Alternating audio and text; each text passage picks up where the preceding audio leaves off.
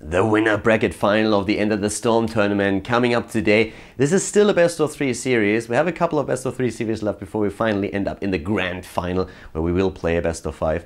Blackheart Bay is the map to start us off between Arthas and Gamers2. The Polish team doing just exceptionally well throughout the entire tournament, defeating opponents like Navi, for example. And well, Arthas, of course, also here in the finals after just great play that they showed. They defeated Well Met in the first round, which was already a pretty tough match for them. And we're going to find out if they can go to the grand final or if they will drop to the losers bracket now. Without further ado, boys, game number 1. We have Blackheart Bay being played here in the winner bracket final at the End of the Storm between Team Arthas and Gamers2.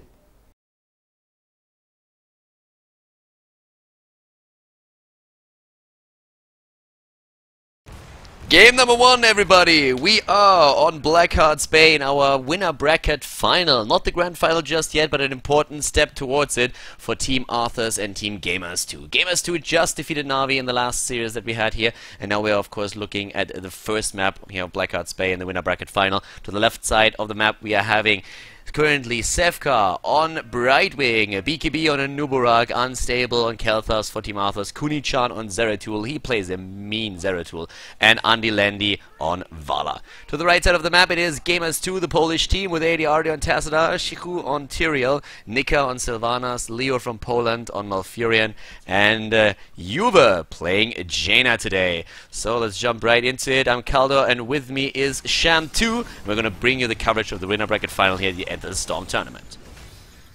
Alright, so already we have a little bit of a fight, a scuffle as it will, for the main vision tower in the top lane, and it looks like neither team really wants to overcommit at this point. We've got a Vala and Tassadar sitting in the bot lane just to get down there already to start getting some of that experience, as well as get ready for the chest to spawn at 50 seconds. In this case now we're having at 50 seconds, of course that's the first wave up to the top that you usually try and really burst down as fast as you can, and that's exactly why we're having this rotation from Gamers2 right now. Getting a bit of experience, that's what they're currently aiming for here. The chest is appearing, and let's see what kind of trade we have there. Currently it looks like, yeah, Arthas is abandoning the chest at the top. They're starting to focus on that at the bot lane, since Sevkaja already moved down here to help out Andy Landy. But we already see a rotation from Gamers2, they don't want to give this one up. Yeah, they're playing very, very aggressive at this point already. ADRD pretty low in health, but they really can't do that much against the might of Gamers2, so they're gonna get pushed away here, and that's gonna be a little bit of actually, wow, it's 9 coins already going over to them already. A very good start for them. Definitely a great start for Gamers2 into this game. Leo is soaking the experience at the top lane. And the initiation there. Unstable is on the move. Where's that Gravity Lapse? Not used just yet. Unstable has to be careful using the Gravity Lapse against Sylvanas before he's going to be taken out there.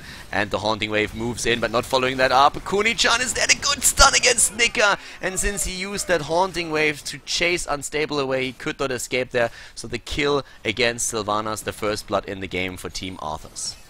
Yeah, that first blood, I mean, that's gotta be one of those small little moments where you're looking at, yes, I'm gonna go kill somebody, oh no, we're gonna use my escape, and then they turn it around on me. Great. A+. Yeah, that's one of those moments where you're just like, really? Did that just happen? And yeah, it did. Andy Landy here with a good juke against the Icelands, and then moves back so that, well, he eats one of the blizzards, I suppose, but still, that attempt to take him down did not really work out. ADRD has to shield himself since Kuni-chan is attacking him. BKB with a bit of a prediction stun attempt against Tassadar, but that was already neglected because, well, Tassadar didn't really move into that direction right away. So we're seeing again the auto attack build on Zeratul with the focused attack on level 4. Talent got buffed in the last patch, and it really shows, being used by a lot of heroes now. And we're having, of course, the full Beetle build and full multi-shot build so far on Vala and Nuburak. Kuni-chan going pretty hard here on Kiku, and it looks like they are gonna be able to just barely... Oh no, the shield at the last second! The Hungering Arrow doesn't connect! Oh my, that was so close. Almost went down there. But, a couple of things I want to note here. We've got level 4 that's spawned up here, Khaldor. We've got at least 1 promote. Yeah, but I'm not going to give you that one. Brightwing still has his shield, and I actually like promote on Tassadar for the very reason that I personally think that Healing Ward now in the patch is crap. And oh yeah. Most of the players seem to agree, since we actually even on Rhaegar we are seeing most of the time Healing Totem not even skilled. There's still a couple of Rhaegar players that do it, but most of them don't really bother with the talent anymore. It just dies so fast, and it has a few uses in the game, but they're very limited, and especially in the fights. healing wards are not really good anymore. Did you know that Vala's multi-shot scales perfectly to always take out a healing ward in one shot? I actually knew, yeah. Every time. so if you're going against a Vala, a healing ward is always useless because multi-shot will always kill it.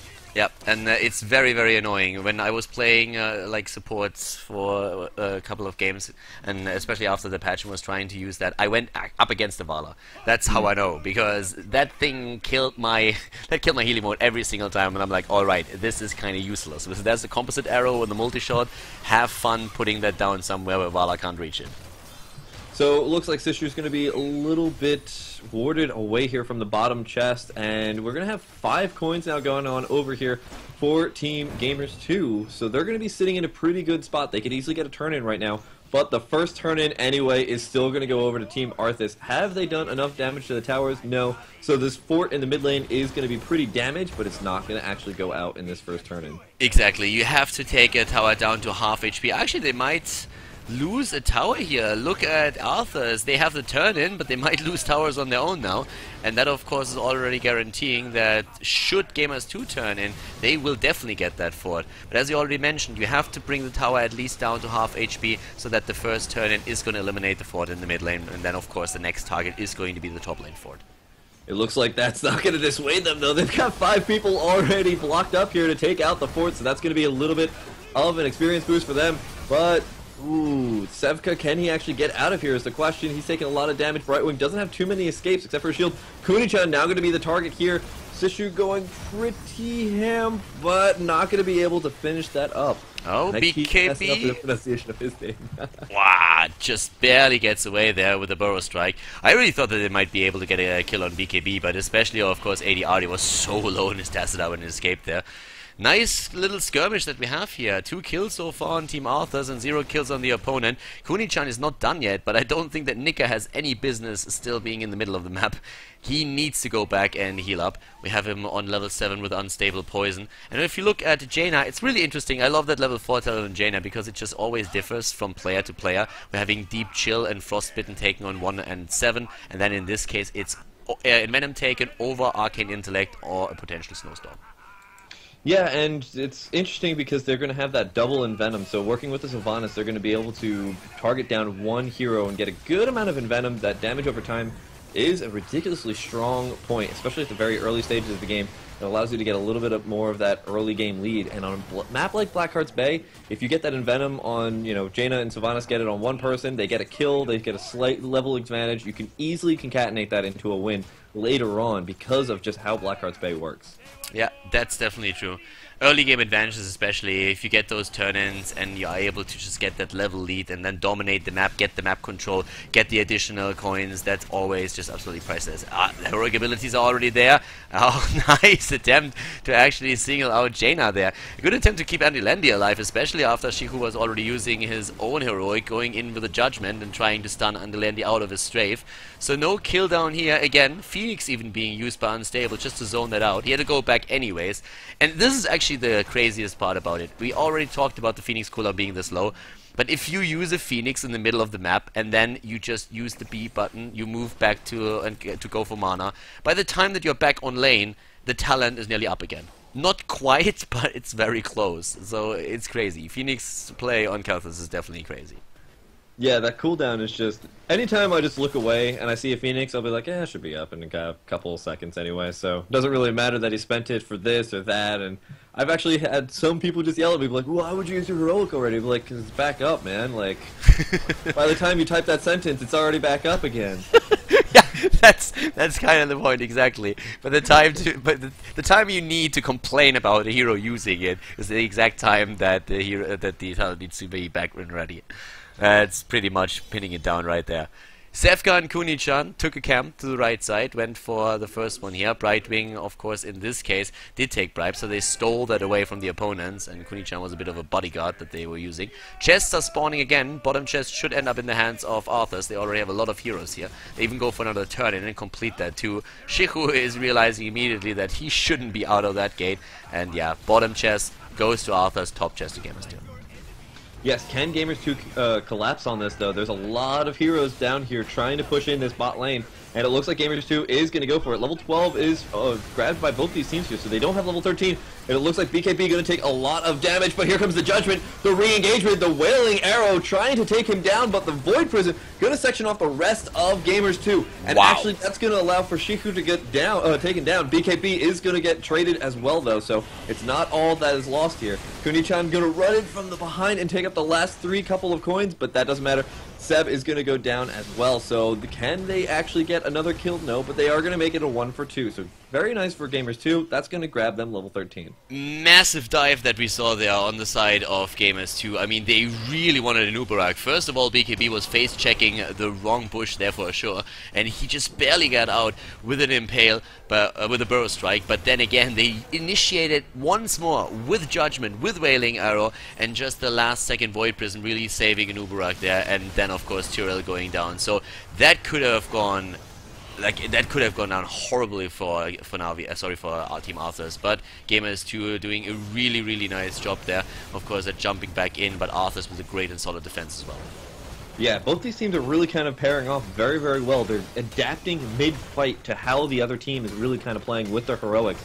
And it's really impressive to see just, you know, the Void Prison going down. So they're like, okay, we need to jump to the Void Prison. The Void Prison comes back up. They need to get spread back out again so they don't take too much AoE damage. They go in after, you know, the people who show up at the best moments, and that's exactly what you need to do, is that mid-engagement advancements and just adjustments to really take out the enemy team. And Gamers2 doing a really good job. Arthas not as well as Gamers2 though. Yep, level 14 versus level 14 now, 13 coins still in the hands of Arthas right now. We're having, of course, the extra talents in with the Chitinous plating on the side of Nubarak. We're seeing that Frost Shot coming in again on level 13 for Vala. And also, what I really like is that Life Seed on Malfurion. I've been talking about this during the draft. If he can use that, and it's absolutely crazy what he can put out in terms of healing numbers. So that's going to be definitely a bit of a problem. Question, of course, is can you keep yourself alive? But there's not too much on the side of Arthas that they can really use to jump in that deep to take Malfurion down. Maybe Kuni-chan can apply some pressure, but there's also Tacita around that should be able to help out Malfurion if he's in trouble. That's true, and you know what, as long as they can possibly even take somebody down, that's all they really need to do. They need to just start getting a little bit of a victory in terms of those engagements. They keep getting into these engagements that they start taking just too many losses before anything. But I really love how Arthas is keeping them constantly running around the map. Look, there's another turn-in coming in here, and it looks, oh, wow, just barely going to disrupt that. But while that was happening, you know, they also had the Grave Golem pushing in the top lane. Arthas is keeping Gamers2 running, and that's exactly the style that they need to do here. And so maybe they don't even have to worry about getting somebody in the back line. Maybe they just have to worry about just constantly murking. Yeah, they are falling a bit behind in experience now, though. Gamers2 is starting to take that lead, and Arthas as well, they've been doing really well so far when it comes to turn-ins, getting the additional 8 coins in, and they still own 11, so they could use those to complete that turn-in again. Kuni-chan missing his Singularity Spike here, was trying to apply some more damage to ADRD, and they're going in again. Jaina is not with the team right now. This would be an early 4 versus 5 if they move in, but the chests are appearing on the map, and both teams are aiming for the bottom chest. It ends up in the hands of Team Arthas, but Gamers2 is already on the move there.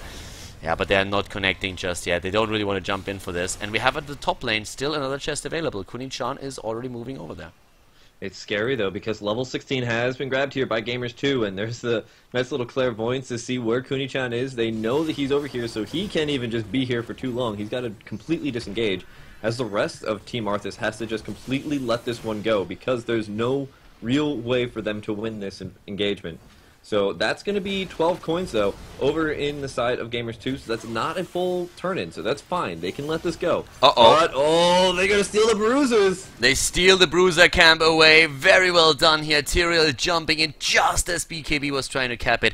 There's nothing more annoying like that. You do all the work and then somebody else jumps in and just takes the camp away. And also, in this case, I think one of the coins. Kuni-chan, again, moving in. The attempted turn-in by Gamers2. Avoid Prism use, isolating 2. Very well done done, taking down Tyrael. The turn-in not fully completed, and suddenly it's Arthas with the momentum. They're already jumping in, Strafe immediately being used, but already on the ground. We have the root from Malfurion. Andy Lendy just basically skirting the edges of it and trying to get the damage in once again against Tassadar, using everything that he can to stay alive, but that's not enough. A massive Wailing Arrow, a 5-man Wailing Arrow basically, and they get the kill against Zeratul and Kel'Thas just on the back of that. Really well done here. Another disengage from Gamers2, but they lose Jaina now. Arthas, even though they lost the momentum for a second, are turning things around again, winning the team fight, eliminating Leo now too, and Sylvanas with still 7 coins can of course not turn this around. 20 coins on Arthas and 7 on Gamers2, and the kill count of course now highly in favor of the Russian team. And this is exactly what I was talking about before. They're making those adjustments mid-fight. They noticed that there was a couple of people who were just a little bit too far forward, like the Zeratul, and that allowed them to really kind of turn that whole entire fight on its head. That allowed them to really be aggressive there with, Gamers2 was able to be really, really aggressive there. Unfortunately, though, Gamers2 kind of walked their couple of really big casters into the middle of the line here for Arthas, and Arthas was able to really turn that around on its head. So again, just the adjustments coming out from both these sides, making these fights really dynamic and back and forth, and just a huge slugfest. Yeah, definitely that. 4 kills against 7. The rotation towards the middle again. We have 9 coins for Gamers2, 16 still for Arthas. That's another turn-in for them right there. They can turn that in once more, and we're having them already roaming the map to get additional coins. All of the heroes are busy taking down mercenary camps, going for small pirate camps to get more of those. And of course the turn-in is going to be where both of the teams are headed once more. Shihu is already there. We have Andy Lendy in position, BKB2. They're going to stun this one out, making sure that Shihu is not going to complete it. But at the top, they're still waiting for Kel'Thas. Kel'Thas isn't with the team just yet. Yeah, if they can get Kel'Thas up here or down here, actually it looks like he's just going to go deal with the bruisers. That's going to signal for the rest of Gamers2 that they know that they've got that 5v4 advantage in the chest area, and they've got 13 coins. This is going to easily be something they could turn in if they can make something happen here. But Kel'Thas already making his way down here. He's going across the bridge, and he didn't have to pay any troll tolls to pass that bridge, so he's going to be here pretty quickly, and this is going to be now a 5v5. This is very easy for them to start turning around into a huge team fight. Meanwhile, Shishu taking too many hits. He's going to go down, and now it looks like Arthas in a very good position. 5v4. They're going straight in on Nicker. He's going to use his escape. He's going to be able to get away, get a little bit of zoning in. Kunichan taking a lot of hits. They're going to get a huge flame strike in down on Gamers2, but can they actually turn this into a victory? Gamers2, though, re-engaging on BKB. Can they make this happen?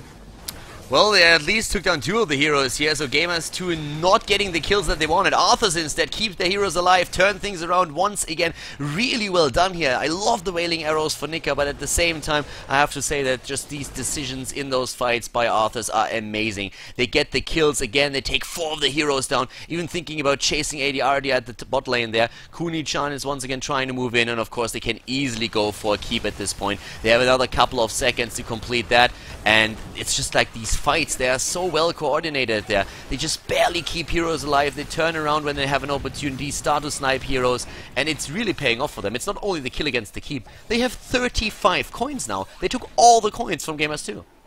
You know, you were saying it's paying off for them, and I was like, I don't think it's paying off, because they're not paying that much. I mean, they're going to start paying a couple of turn-ins soon, but geez, they are 40 coins already, and they can get another couple of turn-ins easily as long as they maintain this stranglehold over the chest turn-in. And guess what? They're about to hit level 20 as well. So they're sitting in a pretty good spot. There's not much that could really happen here, unless there's some really miraculous Gamers2 play coming up here in the next couple of team fights. It looks like Gamers2 might just go for boss. The problem is that there's going to be vision for their opponents, so unless we are seeing Arthas all the way down at the bot lane, there's no way that Gamers2 can make that call. It's a gutsy one, and it's of course a risk, but if you're so far behind, what exactly can you do? You know that your opponent is close to having another 2 turn-ins. You already lost a keep in the mid lane. The turn-in that is currently active is already putting pressure on the top lane, damaging your keep there. So that's going to be another turn-in easily, and they don't even try to contest because they can't. They don't have the level 20 talent, and that's the biggest problem here right now for them. Gamers2 is a bit in a checkmate position, I feel. Yeah, I don't think there's really much that they can do here unless they get some sort of miraculous engagement. Maybe they get a catch or two, maybe something on Kuni-chan when he goes in and they blink and they are able to disrupt him, or possibly on Zev here, but no, still, there's not much they can really do. They're rotating very, very well here from Team Arthas. This is really what's keeping them in this game even more so. Shishu taking a lot of damage, gonna go down. There's the Void Prison, locking up two of the members here of Gamers2. Can they actually clench this out here in game number 1 of these? Oh, wow, actually no, Vala gets taken out at the last second. A very nice Blizzard, but BKB gonna go right back in here. Nicker trying to give himself a little bit of space here, but it looks like, yeah, both these teams are just kind of going back and forth, but here's the thing.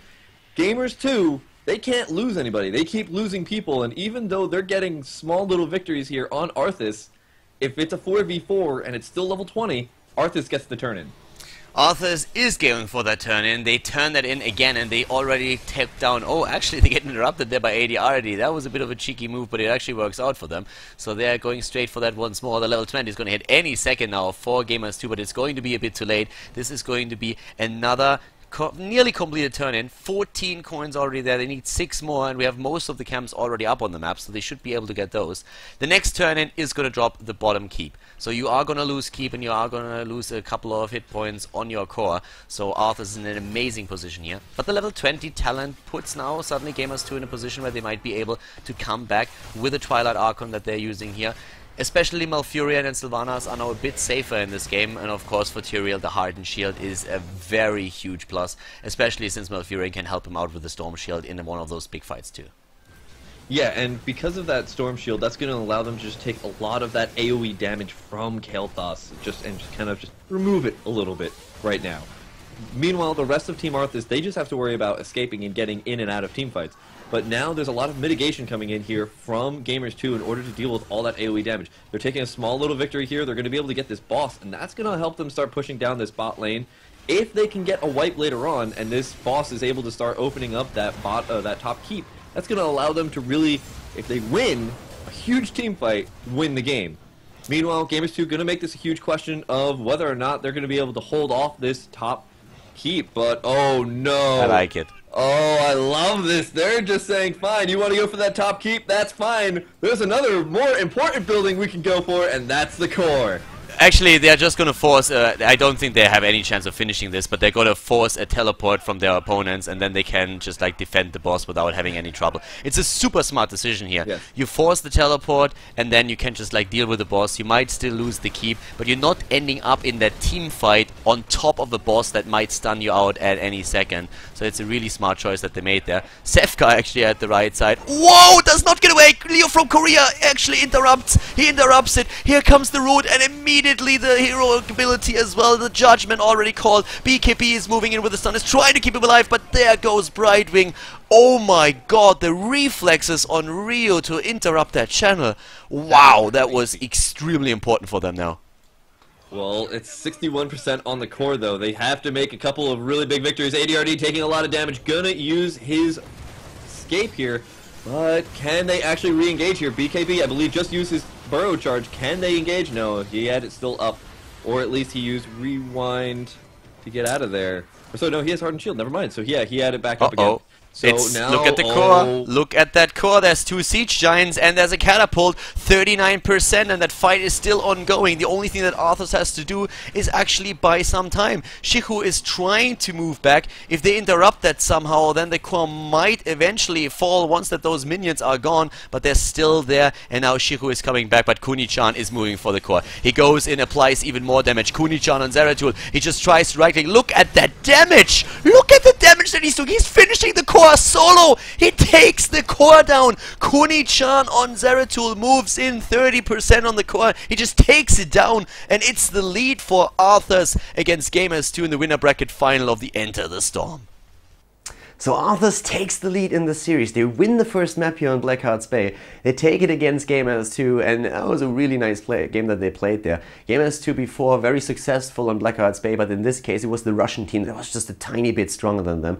And we're going, of course, into the second map right now. And guys, once again, if you look at the draft here, keep in mind that I'm probably going to go over this in the game as well, but we had a last pick on Tyrande, and there was a bit of a misclick or a bug that happened there. They meant to go for Tyrael, so they have have Arthas not alone, but that they have him together with Tyrael for the hard engage, going in with judgment. And they just said to Gamers2 afterwards, hey guys, something happened there. We didn't mean to really pick Tyrande. We wanted to go for Tyrael. And then Gamers2 immediately said, like, don't worry boys, it's fine, pick Tyrael, it's alright. Gamers2 once again being like Superman out there. They already showed it in the series against Na'Vi, and they do it again right here, the Polish team, definitely with fair play.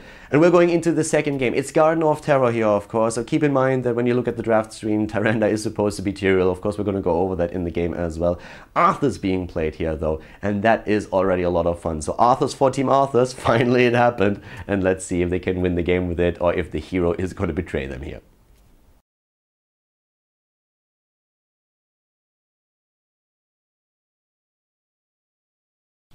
The game is live, ladies and gentlemen. Game number 2 in the winner bracket final here at the end of the Storm tournament. We are seeing Arthas going up against Gamers2 again. And as you can see here, we're having to the left side of the map Gamers2, the Polish team, with Vala played by Nika, Shichu on Anubarak, AD RD on Khel'Thas, Juve playing Muradin, Leo from Poland on Malfurion.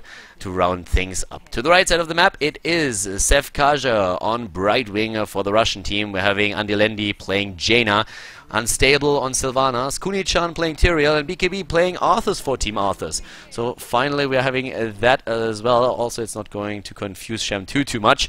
Sham2 of course co-casting here with me, so welcome to the stream, and everybody welcome to game number 2 of the series. Yeah, pretty excited to see how things are already kind of turning out. We've got Gamers2 putting a 5-man stack in the mid lane, waiting for somebody to make the mistake of going for that little fish check, but it doesn't look like Kuni-chan's gonna fall for it, not this time. And they're gonna probably spread out very, very quickly in order to start getting to all their lanes and start soaking up. If you watch the draft screen before you entered the game, then the one thing that might confuse you a bit is that we are having no Tyrande in here. But, well, as I'm trying to explain that, we are having a bush that turns out against Arthas. They were trying to actually attack someone here and gank them, but the fight turns against them, since the entire team of Gamers2 starts to rotate. But Gamers2 losing Malfurion here. Nice lockdown against Muradin, the dwarf, the ragdoll, flying across the entire screen. 2 kills for Gamers2 early on in the game already. For Arthas, of course. Very, very nice from them. That was not looking too good for them in the very beginning of that fight, but they were still able to just pretty much collapse everybody down on them all at once and able to still pick up those 2 kills. A little bit of an experience lead already, but, you know, with those experience leads, the night phase coming in very, very quickly, so that's just going to give them just a little bit of an edge for the time being, but not going to be like level 4 before the night phase. But, oh, she's going to go down in the top lane! Yeah, like calling the exterminators here. The beetle is down. And, well, the thought that I was trying to finish earlier is that we had a bit of a misclick apparently during the draft during the draft phase for Arthas. They wanted to pick Tyrande, but they wanted to pick Tyrael, but instead they misclicked on Tyrande. They were asking Gamers2 if they are okay with picking, like changing that pick, and Gamers2 said no problem whatsoever. Happens, and allowed them to go for the hero. Now Arthas is trying to go for, Gamers2 is trying to go for Unstable here, and they get Sylvanas, trying to fake them out with a Haunting Wave, but unfortunately for Sylvanas not being able to move back fast enough. 3 kills against 1 so far, and this last one was the first one for the Polish team. Yeah, and that was really nice Haunting Wave that immediately Leo from Korea started throwing down the entangling roots immediately where he was going to be able to teleport to. So he decided, alright fine, I'll try my luck with running around the edge, but as we all know how that all turned out, that was a very, very nice play there from Leo. Yeah, and we are also seeing both of the teams going for the additional seeds. So far it has basically an even split, right? We had the small cams taken. Kuni-chan is stealing a few of the seeds that we're having on the plan there. Gamers2 is in the vicinity, but they can't really do anything about it. Up at the top lane, Sylvanas and Arthas are already dealing with the big garden terror. So I'm really liking the way that Gamers2 is trying to control the bot lane, and it helps for them, of course, to get that kill on Tyrael. Arthas is all over the place, and I really liked at the beginning how Tyrael was trying to get a few of the seeds, but he's just a bit too far out there. Yeah, and just that little bit of aggression is starting to... It works a little bit for them. They got that nice little bush gank before, but still, they're starting to let go a couple of kills here and there, and that's not going to be how they want to go on into the mid-game. Because I feel like the mid-game is where they're going to really kind of shine. Getting into that late game, you always have to be scared of that Khel'Thas, so you have to really solidify your position in the mid-game. And letting up those little kills here and there, it's not the best way to do that. Yeah, in the mid lane right now we have currently Khaldor together with Juve trying to also push that in a bit. Unstable is of course trying to prevent that with his own skills there. Talking about the talents a bit, we have a double Envenom, and one of them is of course on Sylvanas, which we see in the middle right now. If they can get that on a hero with a lockdown on Arthas, then they might be able to apply the damage that they need. Arthas, after a block on level 1, went on level 4 for Destruction, which of course boosts the damage of his Frostmourne, which is really nice there. I'm also liking level 7 talent on the side of Meridian quite a lot. You don't have Illidan against you, so you don't really need battle momentum, and in those fights, if you can throw a Piercing Bolt and get 2 stuns in, that is worth a whole lot more. So that's exactly what they've been running here, and I'm kind of liking this build. There are a couple of hybrid builds out there for Meridian right now. Yeah, he's got one of the most versatile kind of builds lately. He's got a lot of different ways that you can really build him. And it's gone are the days for the Storm Bolt, where you used to be able to build up Perfect Storm to start doing like 500, 600 damage in the late game. But now with the buff to Reverberation, he's got some really nice little versatile types of builds that he can go for to really start punishing those auto attacks. I actually think that the Stormbolt build is on a certain map still kind of useful. If you are looking, for example, on Haunted Mines, where you can take structures down quite easily with him, and also defeat, of course, the Golem and apply a lot of damage, or just in general maps where the structures really matter a lot, I think it's an option, but it depends a lot on the team composition, of course. With an Illidan on the opponent's team, we would never go for Perfect Storm, it's always Reverberation. Good kill here against Arthas, by the way. That fight that we saw there, Juve with the last lockdown against Arthas, he didn't get away there, and they get that kill. So Gamers2 definitely making their way back not only into the game, but also taking a significant lead in experience here by now. Yeah, if they can get that level 10, they can really press this advantage, because the night phase should start, I believe, in the next minute or so. So that means that they can really start turning this around, get that level 10, and if they get the heroics over while getting the Garden Terror as well, they can really start taking more than just a couple of towers. They could potentially take an entire fort. So we've got a little bit of time, actually I think more so for the Night Terror to start again. But up at the top lane, Shihu gets away, but just to run into the arms of Unstable. Sylvanas says hi and squishes the bucket there. Very well done. That was actually a very good escape at first that we saw from Anubarak, but then of course, unfortunately for him, Unstable was already on the way to rotate to the top, and that was just a finishing blow. So now they killed another hero. Arthas is starting to use Sylvanas to put the pressure on those walls, but we have level 10 already ready for Gamers2, and well, Arthas is still half a level away from their heroic ability. yeah, and if they can get that up really quickly, that's going to allow them to get a couple of really nice team fights. And of course, you know, with Arthas, with Tyrael, with everything else, they're going to have a really nice engagement going on into this next phase of night. It's going to start in about 5 seconds here. So, you know what? They were able to pick up their heroics. They're not sitting in that bad of a position, only about a level down, but with the heroics, it's going to be pretty even fights. I'm curious to see how both these teams are going to use their advantage on the map, because right now, Gamers2 split up 3-2. Yeah, they split up and they are about to get maybe a kill against BKB. He has to use his heroic ability, goes for the army of that. Phoenix already baited out. Here comes the judgment. Tyrael jumping in, going straight for Khaldor, getting the kill here. And behind all of this, Nika with his ult on Vala going for the strafe, and another kill against Tyrael. It's a 1-for-2 now in favor of Gamers2, and they are forcing Arthas back once again. That was a really nice little concave they had going in onto Gamers2, but they got it turned around. They were taking so much damage from not only the Phoenix, but the towers themselves were just sitting there, wailing away on the members here for Gamers2, and that just allowed them to get that really nice turnaround there. And that's going to be, you got to be really careful about your positioning there when you're going against something and trying to take it out, but the towers are sitting right there. You got to watch out. We're having Khaldor in the plant for Gamers2, and Tyrael took the plant on the side of Team Arthas. So one of the two tanks, which makes a lot of sense. Khaldor, the damage dealer, on the other hand, taking it here. So it's a very tanky comp that they have right now, but the only real damage that exists for the team, as long as the plant is still in play, is Vala. And Vala needs to be super careful, but at the top, we're having a kill against Brightwing first, and taking the heal out this early in the fight is never a good thing. Good strafe that we saw from Vala in this case, but of course that kill really making it work, since they are now completely dominant on the map. They can take the Garden Terror, could even rotate down to the bot lane and try and take the second one. Yeah, and that would actually be a really nice rotation, because we can already see here Arthas is starting to push down on that bottom Garden Terror, so they can make this into a question of Do you want to really go for these seeds? Because we're going to take your lives if you do. But, oh, Sashu taking so much damage. He's going to go down very, very quickly. A little bit too brazen here with the Nubarak burrow charging on in here. BKB trying to peel away Goa, and it looks like that's going to be pretty successful so far. He's actually, wow. Arthas just does not go down, not too quickly, and Vala going to fall as well. Gamers2 taking a lot of losses here. Yeah, Shihu just a bit too aggressive. He moved in straight into the plant. The rest of the team wasn't there. Had to move, of course, around. And by that time, Anubarak was nearly dead already. So that gives Arthas an opportunity to just grab more seeds. They're currently at 72 against 88. And we're having level 13 against level 12. The 13 talent, of course, is an important one. And Anubarak is going for that tankier version. Again, going for the spell shield instead of the Burning Rage. But I love that we're having Burning Rage on Juve. I'm personally not a huge fan of that Thunderclap talent on level 13. It can be really nice in some situations, and especially on, of course, Dragonshire, for example, when you oftentimes end up in one of those fights for the shrine against another hero. It's great, but I feel in a lot of games you don't really get those isolated claps, and a talent like Thunderburn is just gonna, or like Burning Rage, is gonna give you a bit more damage over time. Ooh, but they're going to be going in here on the Jaina. They're going to actually get the kill here. Sevka trying to break away, and he's going to be successful in doing so.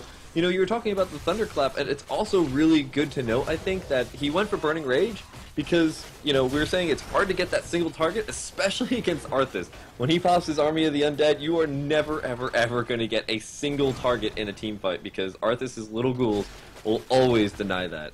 Yep, very, very true. In general, the talent is also just nice to, you know, depush a few of the lanes. You get a lot more siege damage in as well, so that helps you. Oh, that last gravity lapse there, turning around and putting Unstable into a really awkward spot. Sylvanas is down. Vala is being safe. I can't believe that Vala got saved there. I already thought she was dead. In this case, now they turned around, killing Brightwing, killing Sylvanas, jumping on BKB, trying to get him as well. The Dwarf already hopping up to the front, trying to get another Stormbolt in and maybe a Thunderclap, but the turnaround here, nice damage from Andelendi, also the slow, of course. That was a nice defense at the end of the fight, but those initial 2 kills, they were great, and I still cannot believe that Vala survived that. Her hit points were already down to 0, I think. Yeah, she had the ticking time bomb on her, or sorry, the ticking damage of a damage over time. I don't know which one it was, probably an Envenom. Yeah. And Leo from Korea, with his timing for heals as well as protective shield, absolutely unparalleled in that fight. That was amazing. He kept both of those members alive, even though they were so incredibly exposed in their positioning. There was no way that they should have been able to survive that, but Leo from Korea kept everybody alive perfectly. They now are able to use that map control to start pushing down these bruisers in the bot lane, or make a question of whether or not they can push down this mid lane as well, because they've got Siege Giants.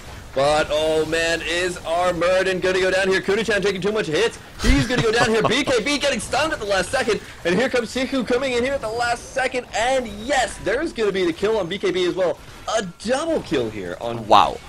This must be really frustrating right now for Arthas. They go in and they always seem like they get their kill, and then in the last second there's a heal, there's an avatar, there's a stone form, there's something that prevents them from finishing that target off, and the fight is being turned around. 11 kills against 7 now in favor of Gamers2, and again they turn one of these snipe attempts around and go now straight for a keep. Tyrell is coming back. He has his heroic ability on cooldown though, and it looks like he won't be able to prevent this fort or this keep from dying. Oh, nice ice block by Jaina, goes down regardless, and look at those flame strikes and also the living bombs, of course. That ignite talent once again just like paying off.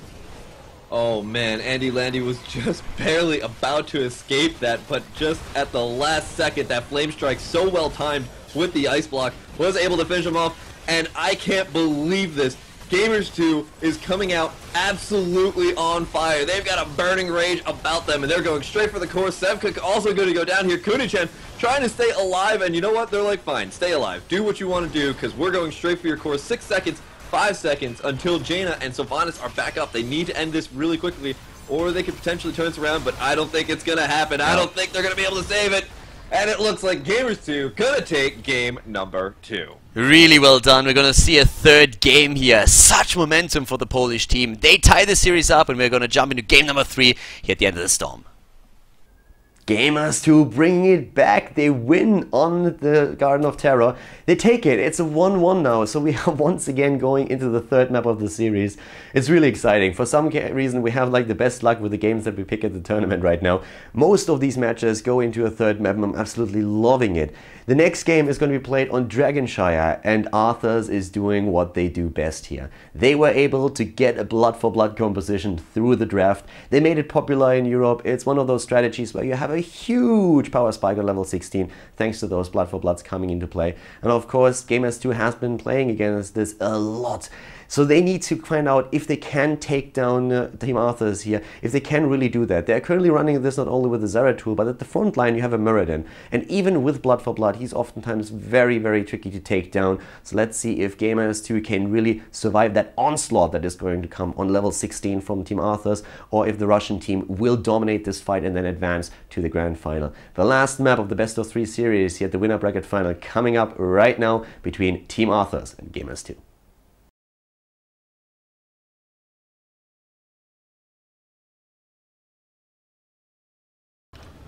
Game number 3 on Dragonshire, everybody. The final map in the best of 3 series in the winner bracket final. We are currently seeing Arthas going up against Gamers2. The score is 1-1, of course. And as you can see to the left side of the map, it's the Russian team with Sevka on Rega, BKB on Tyrael, Unstable on Vala, Andilendi on Jaina, and Kunichan on Anuburak to complete the 4 blood for bloods that they are going to have on level 16 with their composition. On the right side of the map, it's the Polish team with Shiku on Muradin, Nika on Sylvanas, ADRD in this case playing Falstad, Yuvo on Zeratul, and Leo from Poland on Brightwing. So very solid setups for both of the teams. The blood for blood comp for Arthas, and let's see how exactly they're going to run it here.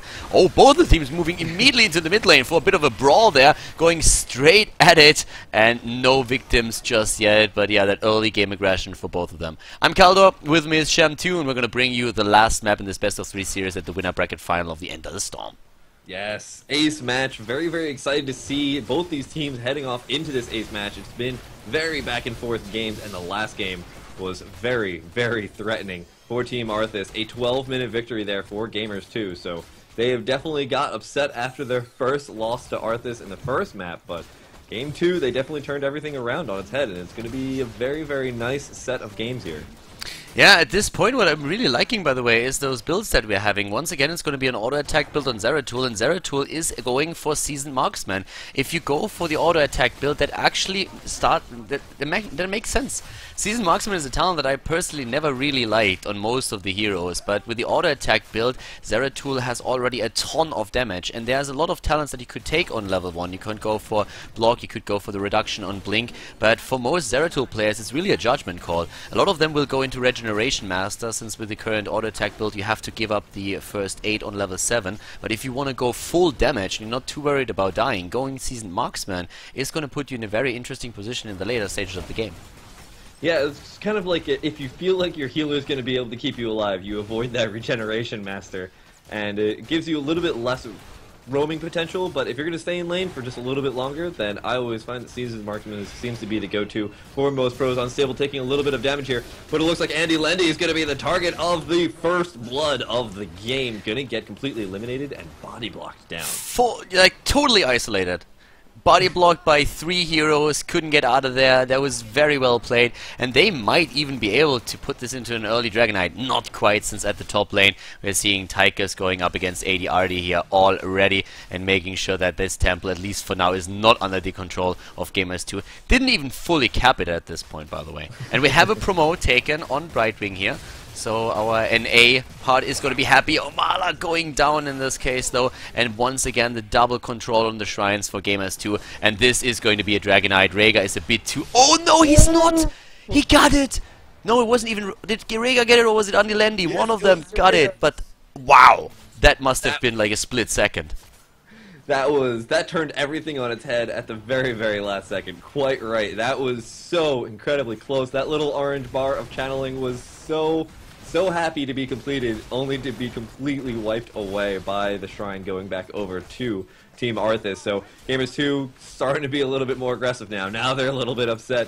Yova and Nicker and Shihu pushing down this bot lane very, very aggressively. I'm really liking, by the way, the promote in this case, talking about that again, just because on this map what's really important is that you push those lanes out early. So if you have a lot of pushing heroes that early on are able to push the lanes out, you will have a very good grasp on where exactly your heroes need to be next. Do you have, for example, is somebody coming for the top shrine? Do you have someone that is trying to get the dragon statue in the mid lane? It's just going to be so much easier for you to control the lanes and therefore also the objectives on the map. And that's where promote is really helping you out.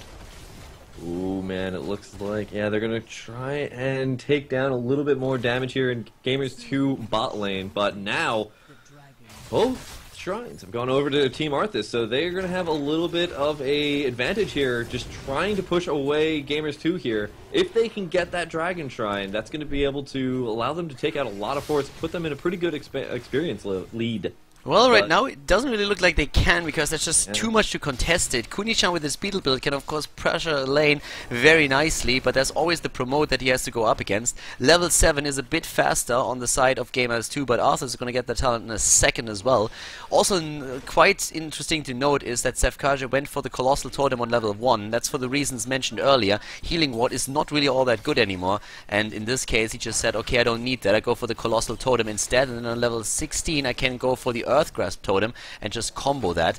So he would give up a blood for that. It's not very likely that he does that, but he has that option. It's a very nice synergy that you have with the level 1 and the 16 talent, if you can afford to go for it.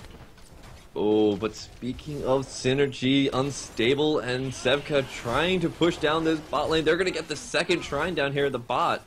And this is going to allow them to be in a pretty nice spot already. They've got the potential for that dragon shrine, but again, that promote is just keeping that lane so incredibly pushed.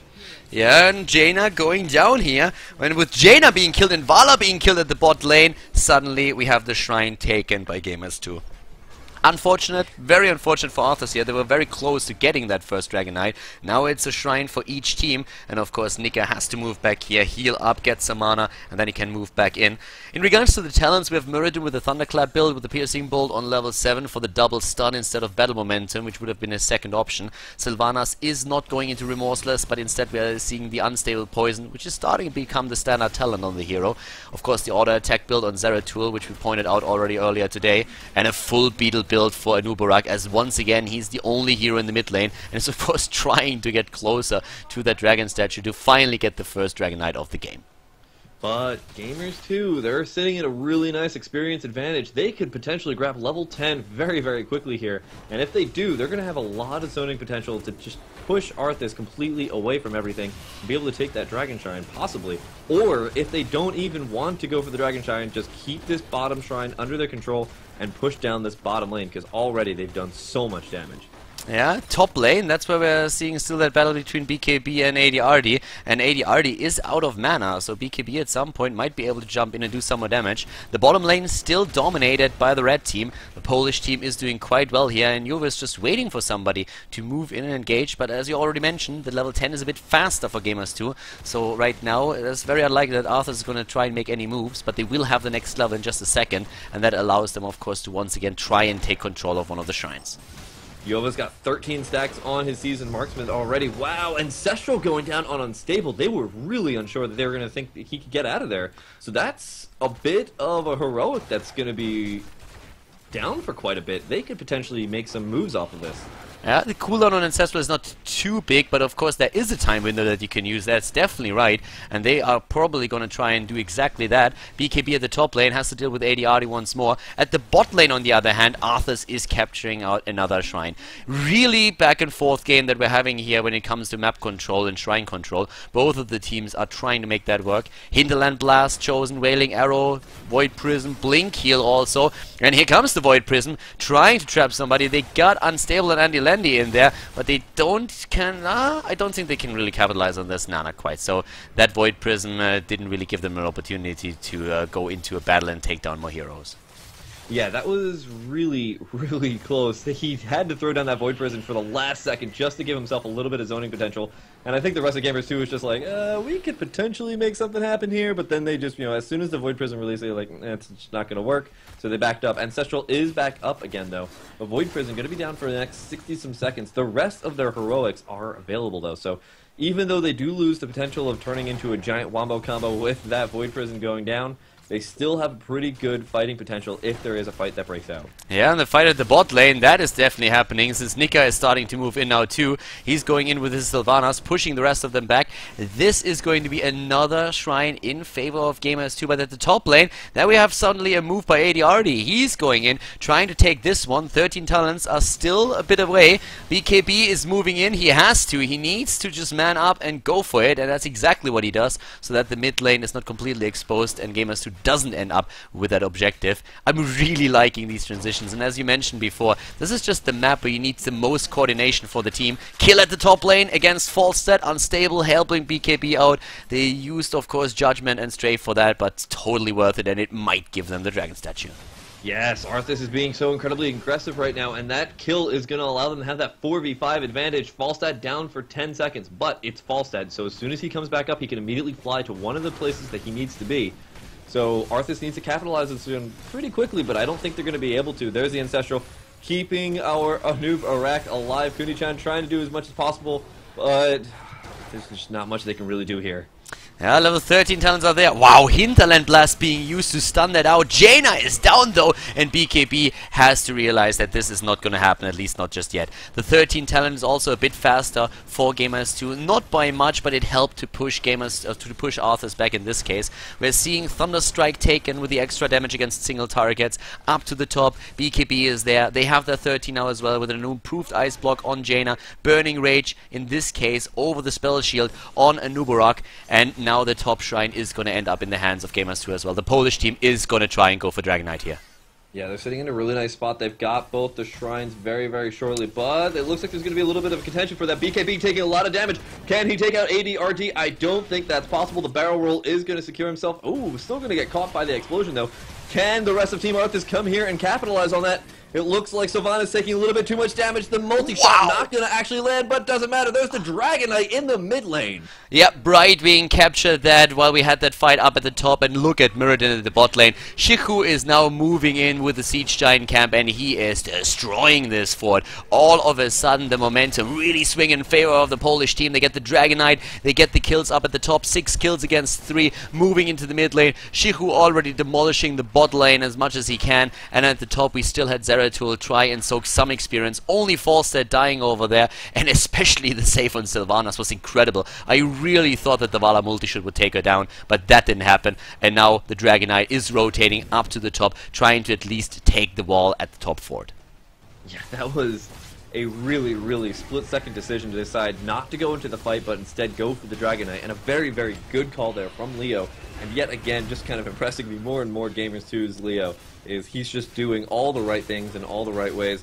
So, Dragon Knight going to go over to Gamers2. They're going to get such a huge advantage. Khaldor, look at this. Level 16 for them right now. And the talents are starting to spill in for them. Level 16, and of course we're still waiting for the 16 hit for Arthas for the quadruple blood for blood, but with the 16 talent on the side of Gamers2, they have now Overdrive on Falstad for the added burst damage. We're having at the same time also Stone Form. We see 1 blood for blood at least for Sylvanas, and the Critterized talent is one of the most important ones, I suppose, here for Brightwing for the extra damage against pulling off targets. Oh, Yova looking like he wants to go for something, but it looks like that's not gonna happen, not right now. Meanwhile, Shihu gonna go for the just little start on the Giants over here. They have a bribe, they're gonna be able to melt that down really quickly, and that's gonna be good for them. But still, they can just keep using this map pressure. They've got that level 16 talent. Healing Surge taken 13, by the way, on the side of good old Rhaegar instead of the Feral Lunge that he could have taken here. Also the Frost Shot for Vala, and that really helps him, and of course, especially the Arsenal is quite useful up at the top lane when you want to deep-push. But we have a big jump into the mid, and the kill against Rhaegar with a Hinterland Blast. Job well done by ADRD in a good position here on his Falstad, getting that kill thanks to the burst damage.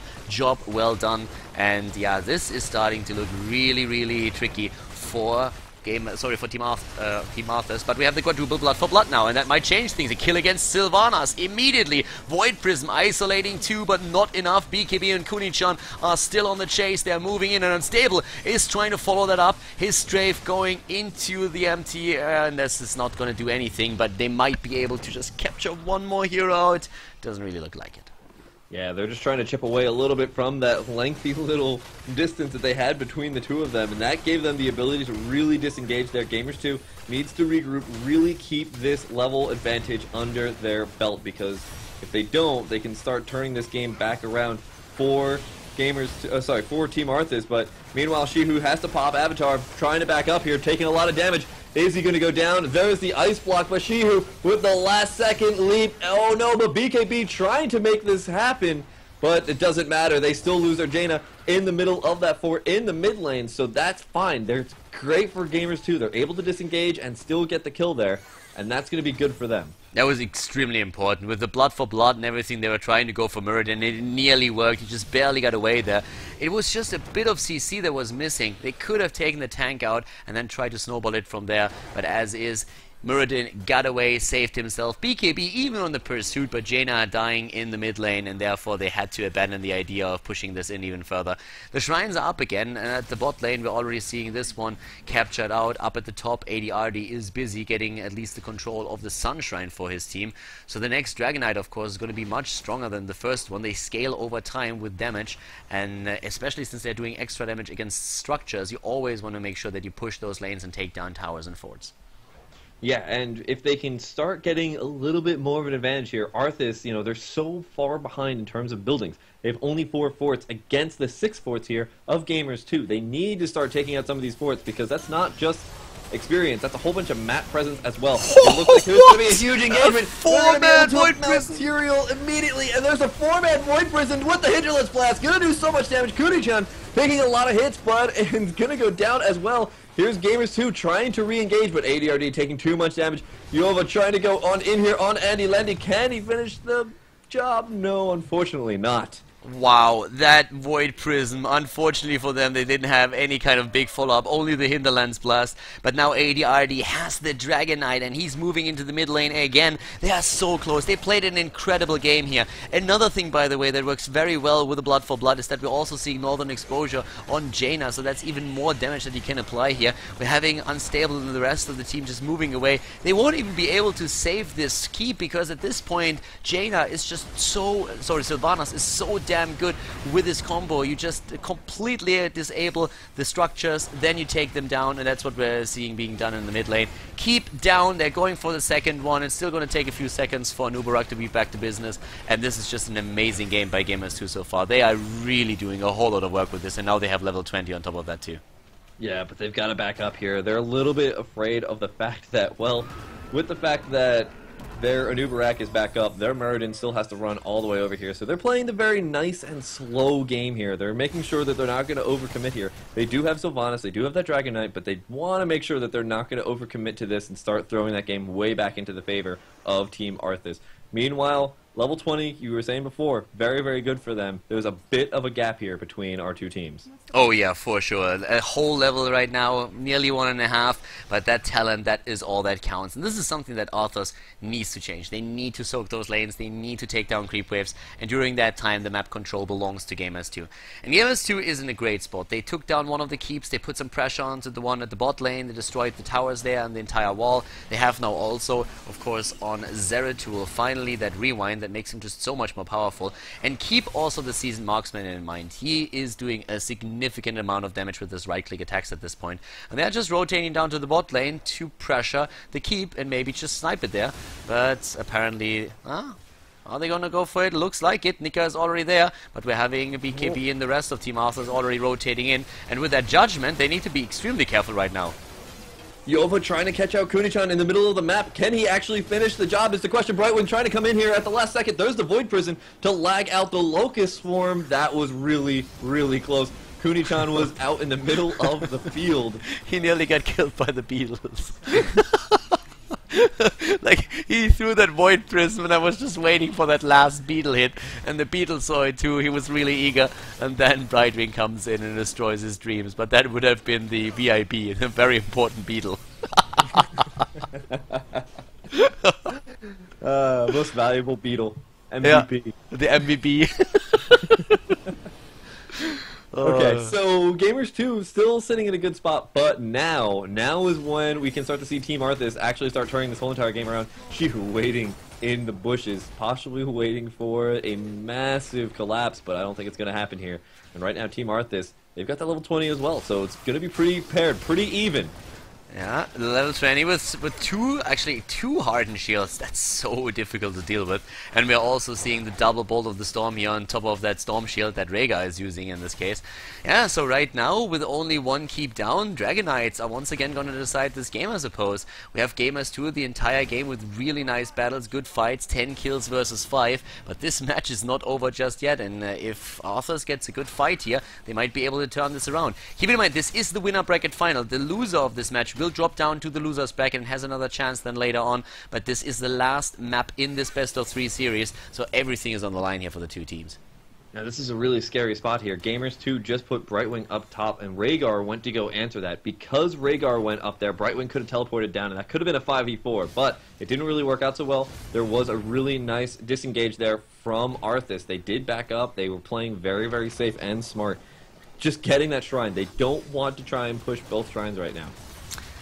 Mid lane, again, 4 heroes, only Kuni-chan there. At the top lane, the jump, they're trying to go for Brightwing. Brightwing with a quick blink kill to the minion, speeds himself up, tries to get away. Shiku is there, helping him out with a quick stun. Wow, that could have been such an important kill, but it's not over just yet. The Void Prism again, isolating 2, and they're trying to go for the Beetle again. The heal, I can't believe he got that through. The Ancestral is perfect. Hinterland Blast, Andilendi is using his Ice Block to negate it. They get the kill against Sylvanas, and Arthas suddenly with Bloodlust. They just go straight for it. They want those kills. Oh my god, that momentum for them in that fight. That was a really nice turnaround. From a near kill against Brightwing, they were able to just like go straight for it once again. The back and forth in that battle, I'm loving it.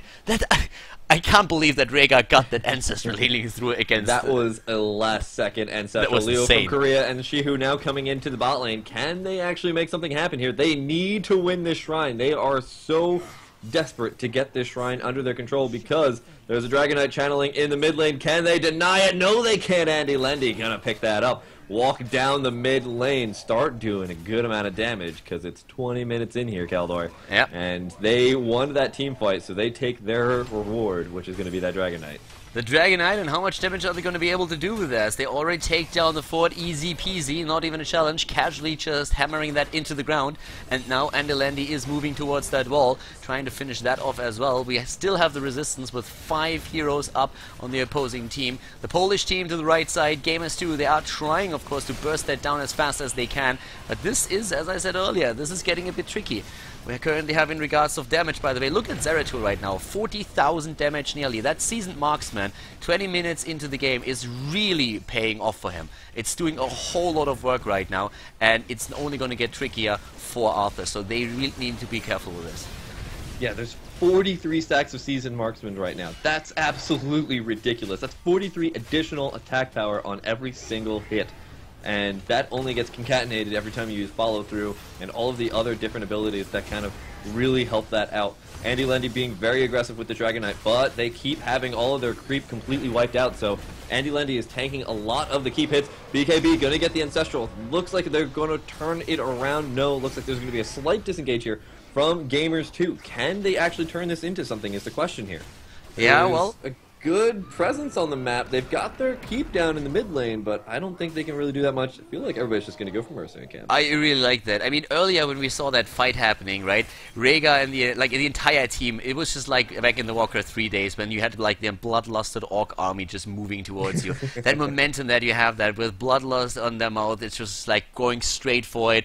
And then suddenly Gamers2, after that Dragon Knight was taken by Arthas, was able to stop that momentum. And now they're trying to turn it around. And I'm really loving that, but Shihu is so low. Here comes that water elemental again. Good Void Prism against 3, helping Shihu here. He goes for Avatar, uses Stone Form. He's immediately being attacked again. Look at Tyrael flying in, going for the Judgment. Hinterland Blast. Oh my god, the Beetle is still alive. The Beetle lives. I cannot believe it. He should have died 20 times over in this fight already, in the last one too, but he still lives. Juve is trying to move in, Ancestral Healing already being used, Juve trying to get more damage in, the pokes are real, but what a battle, Sham 2! They keep going back and forth. There's just continually doing damage. The ice block at the last second from Andy Lendy to block out the Stormbolt. Absolutely amazing. Still actually hit the other person on the other side of the ice block. But still, they are going back and forth. I can't believe Shihu's able to survive as long as he has. Same with Kuni-chan. Both of them have been the ire of so many different heroics from the enemy team, but they survive. They are the embodiment of the song I Will Survive, and they're doing such a good job in these fights, keeping both their teams alive perfectly. I don't think I've ever seen a battle go on that long where nobody died. Yeah, that was ridiculous. These heals that we are seeing from Rhaegar are crazy. Like, it's just at the right time. And BKB, of course, also with the shield that he's being using here, it is just that this is a worthy third map for this series, I feel. This is a great game. We're already having this to the left side. There's just like Arthas again looking for opportunities. They are still the only team that has lost a keep so far. AD already at the top. He was flying in, taking the shrine. They're trying to take it, and they get it. They kill against Jaina on top of that as well. Oh god, this is bad news. They're rotating to the bot lane, trying to get the shrine there, but now in the mid lane, that Dragon Knight, 24 minutes in, is starting to make his way over. They are going for core, aren't they? They're trying to finish the game. They have a Dragon Knight. It's a 5 versus 4. They're going straight for it, trying to drop the core here, and just look at that Dragon Knight hammering away and doing the extra damage to Siege. I don't think they can stop this. I don't think so either. Meanwhile, the rest of the might of Gamers2 get to run around and just harass all of the other heroes here. There's the judgment going on in here, but they're just completely ignoring the Dragon Knight. Shihu going for the core as well, and that's going to be game number 3 going on over to Gamers2. Very well played. They take the winner bracket final. They are in the grand final, and Team Arthas drops to the losers bracket. Wow, impressive performance here by Gamers2. They take the winner bracket final. They advance to the grand final now, and Arthas will have to fight another battle in the losers bracket if they want to face Gamers2 again and get their revenge. Very well played by the Polish team here. The Russians on this particular day not strong enough to take them down. It was a close series though, a 2-1 for Gamers2, so very well played by them. Congratulations to advancing to the grand final. And of course, we're gonna watch the next few games in the losers bracket to find out who the opponent is going to be. Gamers2 has one last game left that is going to be the grand final in a best of 5 with that shot to win the tournament, and I can't wait to see who they're going up against. This series was already a pleasure to cast. I hope that you enjoyed it as well. If you have any questions, drop a comment in the comment section, and also give a thumbs up to the YouTube video if you liked it. Guys, I'm going to see you next time with more Heroes of the Storm and more Enter the Storm here on the channel Khaldor TV. Have a good one. Bye bye.